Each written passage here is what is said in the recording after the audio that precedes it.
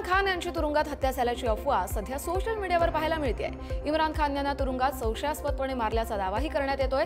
इम्रान खान यांच्या नातेवाईकांना तुरुंगात भेटू दिलं जात नसल्याचाही आरोप होतोय। तसंच इम्रान खान यांच्या बहिणींना तुरुंगाबाहेर मारहाण झाल्याचाही दावा आहे। दरम्यान पाकिस्तानचे माजी पंतप्रधान इम्रान खान ऑगस्ट 2023 पासून जेलमध्ये आहेत। पाकिस्तानच्या दहशतवाद विरोधी न्यायालयाने पाकिस्तानचे माजी पंतप्रधान इम्रान खान यांची बहीण अलिमा खानला जामीन मंजूर केलाय। अलिमा खान यांना विरोध प्रदर्शनाशी संबंधित एका प्रकरणात अटक करण्यात आली होती।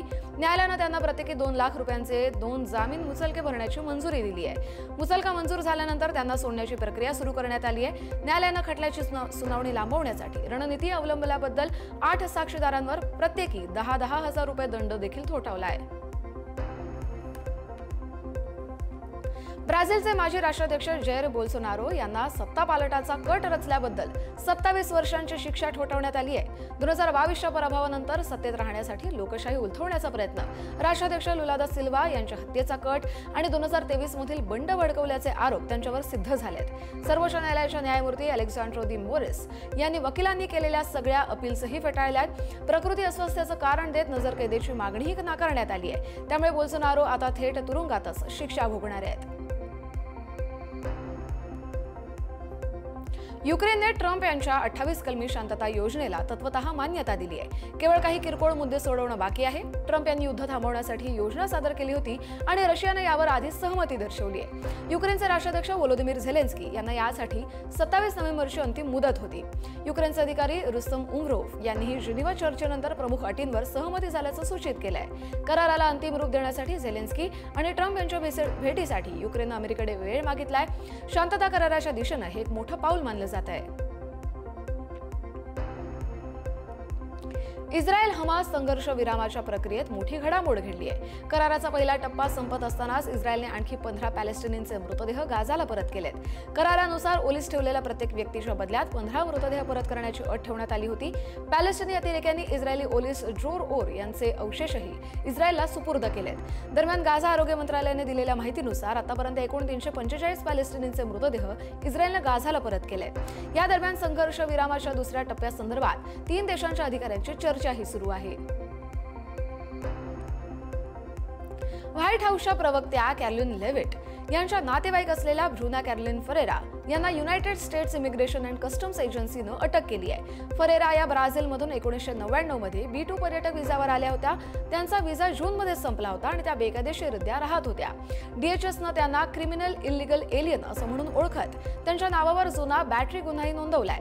आता त्या ब्राझीलमध्ये डिपोर्ट होण्याच्या भीतीखाली आहेत। या घटनेमुळे ट्रम्प प्रशासनाच्या इमिग्रेशन धोरणावर पुन्हा एकदा प्रश्नचिन्ह उपस्थित राहिलंय। अमेरिकेचे FBI प्रमुख कॅश पटेल हे गर्लफ्रेंडसाठी सरकारी कमांडो सुरक्षा दिल्याच्या आरोपांमुळे वादात सापडलेत। खासगी कारणांसाठी सरकारी विमानांचा वापर केल्याचा त्यांच्यावर आरोप आहे। करदात्यांचा पैसा नातेसंबंधांसाठी खर्च करण्याचा बंदी मोडल्याचा आरोपही करण्यात आलाय। त्यामुळे काहींनी त्यांची हकालपट्टी होण्याची चर्चा सुरू केली होती। मात्र अमेरिकेचे अध्यक्ष डोनाल्ड ट्रम्प ते खूप चांगलं काम करतात आणि त्यांना हटवण्याचा विचार नाही असं त्यांनी स्पष्टीकरण दिलंय। व्हाईट हाऊसमधील प्रवक्त्यांनी देखील हकालपट्टीबाबतच्या अफवांना फेटाळून लावलाय आणि सगळे आरोप खोटे असल्याचा दावा केलाय।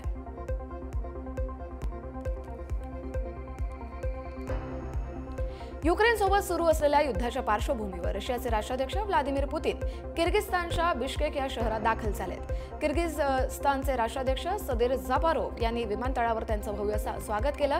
दोन्ही नेते त्यानंतर यंतिमाक ओर्दो या सरकारी अतिथीगृहात रवाना झाले, जिथे द्विपक्षीय बैठकांना सुरुवात झाली। मध्य आशियात रशियाचा प्रभाव मजबूत करण्याच्या प्रयत्नांचा हा दौरा महत्त्वाचा मानला जातोय। किर्गिस्तान हा रशियाचा परंपरागत सहयोगी असून दोन्ही देश सामरिक आणि आर्थिक सहकार्य वाढवण्याच्या तयारीत आहेत। इंडोनेशियातील सुमात्रा बेटावर मुसळधार पावसामुळे पूर आणि भूस्खलनानं मोठा कहर केलाय। या नैसर्गिक आपत्तीमध्ये 17 जणांचा मृत्यू झाला असून 6 जण अजूनही बेपत्ता आहेत। नद्यांचे बांध फुटल्यानं डोंगराळ भागात चिखल, खडक आणि झाडं उन्मळून मोठं नुकसान झालंय। उत्तर सुमात्रामधील सिबोलगा, तपनोली, मंडेलिंग आणि नटाल या नियास बेट हे सगळ्यात जास्त प्रभावित झालेले भाग आहेत। सुमारे 2000 घरं पाण्याखाली गेली असून पूल आणि रस्ते वाहतूक खंडित झाली आहे। बचाव पथकं अडकलेल्या लोकांना बाहेर काढण्यासाठी रात्रंदिवस काम करतायत। अयोध्येतील राम मंदिरावरील धर्मध्वजारोहणावरून पाकिस्तानला पोटशूळ उठलाय। पंतप्रधान नरेंद्र मोदी यांनी 25 नोव्हेंबरला राम मंदिरावर भगवा ध्वज फडकवल्यानंतर पाकिस्ताननं हा मुद्दा थेट संयुक्त राष्ट्रांकडे नेला। भारताचा अंतर्गत विषय असतानाही पाकिस्ताननं अल्पसंख्याकांवर धार्मिक दबाव आणला जात असल्याचा आरोप केला। राम मंदिराचं बांधकाम सर्वोच्च न्यायालयाच्या निर्णयानुसार झालं असताना देखील पाकिस्तान मात्र बाबरी मशिदीचा उल्लेख करत चिंता व्यक्त करते। हिंदू मंदिरांवर पाकिस्तानमध्येच होत असलेल्या अत्याचारांविषयी मात्र पाकिस्तान मौन बाळगते।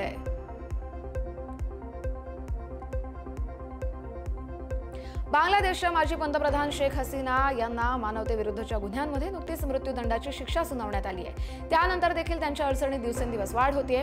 अंतरिम सरकारनं त्यांचे प्रत्यार्पण करण्याची मागणी भारत सरकारकडे केली असतानाच आता बांगलादेश भ्रष्टाचार विरोधी आयोग त्यांच्या विरुद्ध भ्रष्टाचार आणि बेहिशेबी मालमत्तेचे नवीन खटले दाखल करण्याच्या तयारीत आहे। बांगलादेशच्या केंद्रीय गुप्तचर विभाग आणि राष्ट्रीय महसूल मंडळानं अलीकडे शेख हसीना यांच्या बँक लॉकरची तपासणी केली। त्यांच्या 2 लॉकरमधून 9 किलोग्रॅमपेक्षा जास्त सोन्याचे दागिने आणि महागड्या भेटवस्तू जप्त करण्यात आल्यात। याशिवाय लॉकरमध्ये इतरही असंख्य मौल्यवान वस्तू देखील आढळल्या आहेत। पाकिस्तान आणि बांगलादेश यांच्यातील संबंध सुधारत असतानाच पुढील महिन्यापासून म्हणजेच डिसेंबर महिन्यापासून दोन्ही देशांदरम्यान थेट विमानसेवा सुरू होतीये। त्यामुळे दोन्ही देशांमधील कनेक्टिव्हिटी मजबूत होणार आहे। गेल्या अनेक वर्षांपासून पाकिस्तान आणि बांगलादेशमध्ये कोणतीही थेट विमानसेवा नव्हती। या वर्षात संबंध सुधारल्यामुळे 2 पाकिस्तानी खासगी एअरलाइन्सला बांगलादेशसाठी थेट विमानसेवा सुरू करण्याची नुकतीच मंजुरी मिळाली आहे। इस्लामाबादमधील बांगलादेशचे उच्चायुक्त इक्बाल हुसेन खान यांनी ही माहिती दिली आहे।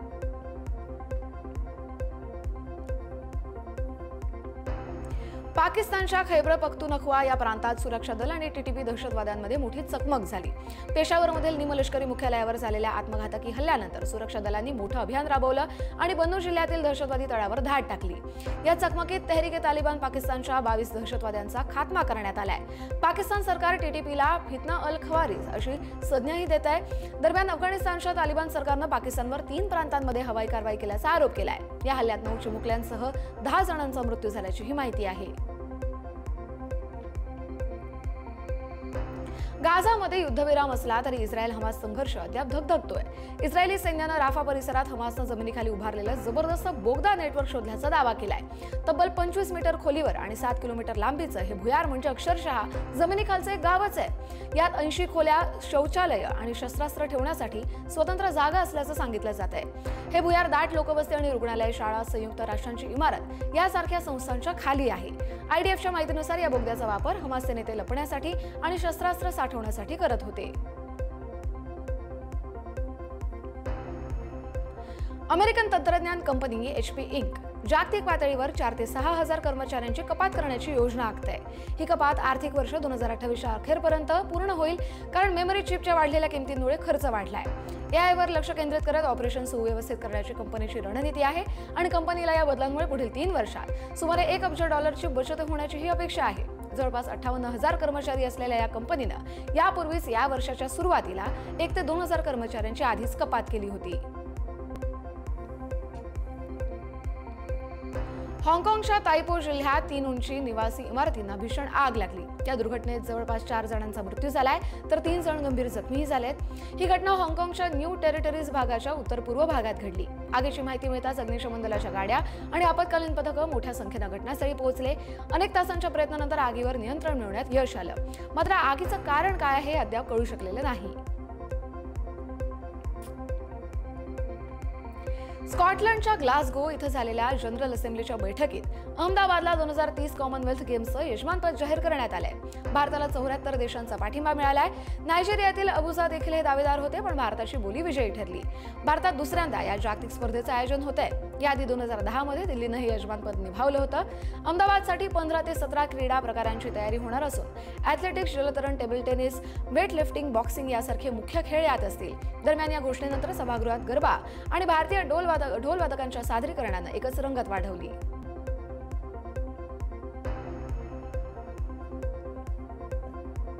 अमेरिकेत दत्तक गेलेल्या ओडिशातील 21 वर्षीय तरुणीनं आपल्या दत्तक आईवर शारीरिक छळ आणि धर्मांतराचे आरोप करत व्हिडिओ व्हायरल केला होता। त्यानंतर परराष्ट्र मंत्रालयाच्या मदतीमुळे तिला तातडीनं भारतात आणण्यात आलं, पण भुवनेश्वर विमानतळावर पोहोचताच तिने हे सगळे आरोप मागे घेतले. फक्त भारतात परतण्यासाठी आणि एका तरुणाला भेटण्यासाठी हे नाटक केल्याची कबुली या तरुणीने दिली. माझ्या दत्तकाईनं कधीही त्रास दिला नाही असंही ती म्हणाली. या प्रकरणानं आंतरराष्ट्रीय स्तरावर खळबळ माजली होती. आंतरराष्ट्रीय ड्रग्ज पाठपुराव्यात सहभागी असलेल्या पवन ठाकूरला दुबईतून भारताकडे प्रत्यर्पित करण्याची प्रक्रिया सुरू झाली आहे. 2024 मध्ये दिल्लीमध्ये 82 किलो कोकेन आणि 282 किलो कोटी रुपयांचं मेथेमॅफ्टेनाईन जप्तीचं प्रकरण त्याच्याशी संबंधित असून तो या तस्करीचा मुख्य सूत्रधार असल्याचा आरोप आहे. त्याचबरोबर मनी लॉन्ड्रिंगसाठी बनावट कंपन्या, क्रिप्टोकरन्सी आणि फेक कागदपत्रांचा वापर केल्याचा आरोपही आहे. जागतिक स्तरावरच्या तपासानंतर भारतानं इंटरपोलसह त्याच्या मालमत्तेचा मागोवाही घेतलाय. इथिओपियातील हेले गुब्बी ज्वालामुखीचा उद्रेकामुळे तयार झालेली राख भारताकडे सरकू लागल्यानं विमान वाहतुकीस गंभीर धोका निर्माण झाला. राखेचे कण विमानांवर पडल्यास अपघात होऊ शकतो म्हणून एव्हिएशन मंत्रालयानं रिअल टाइम राख प्रतिसाद प्रोटोकॉल सक्रिय केलाय. एअर ट्रॅफिक कंट्रोल, हवामान विभाग आणि एअरलाईन्सच्या देखरेखीखाली विमानांची उड्डाण उंची 2 ते 4 फूट खाली नियंत्रित करण्यात आली आहे. एअरपोर्ट्स ऑथॉरिटीनं विमान कंपन्यांना सतर्कही केलंय. सावधगिरी म्हणून एअर इंडियानं दिल्ली मुंबईसह 13 उड्डाणं रद्दही केली आहेत. राखेचे ढग आता चीनकडे सरकत असून भारतातील धोका सध्या टळलाय. बेळगाव जिल्ह्यात लिंगत्व आणि अल्पसंख्याक जिल्हा संघटनेतर्फे स्वाभिमान मिरवणूक काढण्यात आली. शहरातील चन्नमा सर्कल इथून कुमार गंधर्व रंगमंदिरापर्यंत ही मिरवणूक काढली गेली. लिंगत्व आणि अल्पसंख्याक समुदायासाठी घरकुल भूखंड मंजूर करणं, लिंगत्व अल्पसंख्याक व्यक्तींनाही सरकारी योजनांमध्ये समान वाटा द्यावा, तसंच सरकारी लाभ मिळवताना येणाऱ्या अडचणी जिल्हा प्रशासनानं दूर कराव्या अशा मागण्यांसाठी मिरवणूक काढली गेली. नृत्य आणि विविध कलात्मक सादरीकरणाद्वारे त्यांनी नागरिकांचं लक्ष वेधून घेतलं. मध्य प्रदेशच्या सिहोरमध्ये व्हीआयटी अभियांत्रिकी महाविद्यालयात विद्यार्थ्यांनी त्यांच्या विविध मागण्यांसाठी आंदोलन केलं. या आंदोलनाला हिंसक वळण लागलं असून या विद्यालयात तोडफोडही करण्यात आली. या ठिकाणी मोठ्या प्रमाणात पोलीस बंदोबस्त त्यानंतर तैनात केला गेला. विद्यार्थ्यांना प्रामुख्यानं पाणी आणि जेवणाच्या समस्या होत्या. दरम्यान विद्यार्थ्यांच्या समस्या सोडवण्यासाठी काम करण्यासाठी प्रयत्न करत असल्याचं आश्वासन दिलं गेलंय. सुप्रीम कोर्टात मतदार यादी पुनरीक्षण प्रकरणावर महत्त्वपूर्ण सुनावणी झाली. पश्चिम बंगालमधील बीएलओंच्या मृत्यूचा मुद्दा गंभीर ठरला असून आतापर्यंत 23 बीएलओ मृत्युमुखी पडल्याचं न्यायालयात सांगितलं गेलं. मुख्य न्यायाधीश सूर्यकांत यांनी पश्चिम बंगाल राज्य निवडणूक आयोगाला 1 डिसेंबरपर्यंत सविस्तर उत्तर सादर करण्याचे निर्देश दिलेत. तामिळनाडू आणि केरळ प्रकरणांवरील सुनावणी अनुक्रमे 4 आणि 2 डिसेंबरला होतीये. राजकीय पक्ष गोंधळ निर्माण करत असल्याचं निवडणूक आयोगाच्या प्रतिनिधींनी देखील म्हटलंय. पश्चिम बंगालमध्ये एसआयआर प्रक्रियेदरम्यान निवडणूक अधिकाऱ्यांच्या सुरक्षेबाबत गंभीर चिंता व्यक्त करण्यात निवडणूक आयोगानं कोलकाता पोलिसांना पत्र लिहिलंय. 24 नोव्हेंबरला मुख्य निवडणूक आयुक्तांच्या कार्यालयात सुरक्षेचा भंग झाल्याची नोंद आयोगाकडे आली. पत्रात मुख्य, अतिरिक्त, संयुक्त आणि उपमुख्य निवडणूक अधिकाऱ्यांच्या कार्यालय आणि निवासस्थानावर सुरक्षा वाढवण्याचे निर्देश दिलेत. एसआयआर ड्युटीवरील अधिकारी आणि कर्मचाऱ्यांची सुरक्षा सुनिश्चित करणं, डेटा संरक्षित ठेवण्यासाठी उपाययोजना करणं आणि उचललेल्या पावलांची 48 तासात माहिती आयोगाला देणं आवश्यक असल्याचं सांगितलं गेलंय. तेलंगणाच्या स्थानिक स्वराज्य संस्थांच्या निवडणुकीत भाजपचे केंद्रीय मंत्री बंदी संजय कुमार यांनी करीमनगर गावाला खुली ऑफर दिली आहे. भाजप समर्थित उमेदवार विजय केल्यास त्याला गावाला लगेच 10 लाख रुपयांचा निधी उपलब्ध करून देईन असं ते म्हणालेत. MPLADS निधी तसंच CSR प्रकल्पातून शाळा, आरोग्य सेवा आणि पंचायत विकासासाठी अतिरिक्त निधी मिळेल असंही ते मंत्री म्हणाले. याआधी BRS सरकारनं आश्वासन दिलं होतं पण निधी दिला नाही असा आरोपही त्यांनी यावेळी केला. हरियाणाचे DGP ओमप्रकाश सिंग वादग्रस्त विधानांमुळे अडचणीत आलेत. 8 नोव्हेंबरला पत्रकार परिषदेत त्यांनी थार आणि बुलेट गाड्यांचे चालक गुन्हेगार आणि मानसिक अस्थिर असल्याचा आरोप केला होता. या विधानावरून गुरुग्रामचे रहिवासी सर्व मित्र यांनी त्यांना बेकायदेशीर नोटीस पाठवली आहे. या नोटिशीत 15 दिवसात सार्वजनिक माफी मागण्याची मागणी केली आहे. तसंच तसं न केलं तर मानहानीचा खटला दाखल करण्याचा इशाराही दिलाय. सोशल मीडियावर व्हायरल झाल्यामुळे समाजात त्यांची आणि त्यांच्या कुटुंबाची खिल्ली उडवली जाते आणि मुलांनाही शाळेत त्रास होत असल्याचं सर्व मित्र यांनी म्हटलंय. कर्नाटकच्या कारवार जवळच्या अंकोलाजवळ बसचा अपघात झालाय. KSRTC बसचा ताबा सुटल्यानं बस खोल दरीत कोसळली. ही घटना राष्ट्रीय महामार्ग क्रमांक 63 वर अंकोला जवळच्या नवमी हॉटेलजवळ घडली. यल्लापूरहून अंकोलाकडे निघालेली रायचूर कारवार बस अचानक उलटल्याची माहिती मिळते. ही भीषण अपघातातून 20हून अधिक प्रवासी किरकोळ जखमी झाले तर दोघांची प्रकृती चिंताजनक आहे आणि सगळ्या जखमींवर सध्या रुग्णालयात उपचार सुरू असल्याची माहिती आहे. रोहतकच्या लाखन माजरा इथं बास्केटबॉल खेळत असताना एका खेळाडूचा पोल कोसळून मृत्यू झालाय। या घटनेचा व्हिडिओ सध्या समोर आलाय आणि हा खेळाडू धावत जाऊन बास्केटबॉल पोलवर लटकताच संपूर्ण पोल तुटून त्याच्या छातीवर पडला। या पोलचं वजन जवळपास 750 किलोग्राम असल्याचं सांगितलं जातंय। या घटनेत खेळाडूचा जागीच मृत्यू झालाय। दरम्यान हा व्हिडिओ सोशल मीडियावर तुफान व्हायरल होतोय। राजधानी दिल्लीतील वाढत्या वायू प्रदूषणाविरोधात काँग्रेस पक्षानं दिल्ली सचिवालयाच्या बाहेर जोरदार आंदोलन केलं। दिल्ली काँग्रेसचे अध्यक्ष देवेंद्र यादव यांच्या नेतृत्वाखाली हे आंदोलन करण्यात आलं। देवेंद्र यादव यांच्यासह अनेक काँग्रेस कार्यकर्ते या आंदोलनात सहभागी झाले होते। दिल्लीतील धोकादायक वायू प्रदूषणाच्या समस्येकडे सरकारचं लक्ष वेधण्यासाठी आणि त्यावर तातडीनं उपाययोजना करण्याची मागणी यावेळी आंदोलकांनी केली।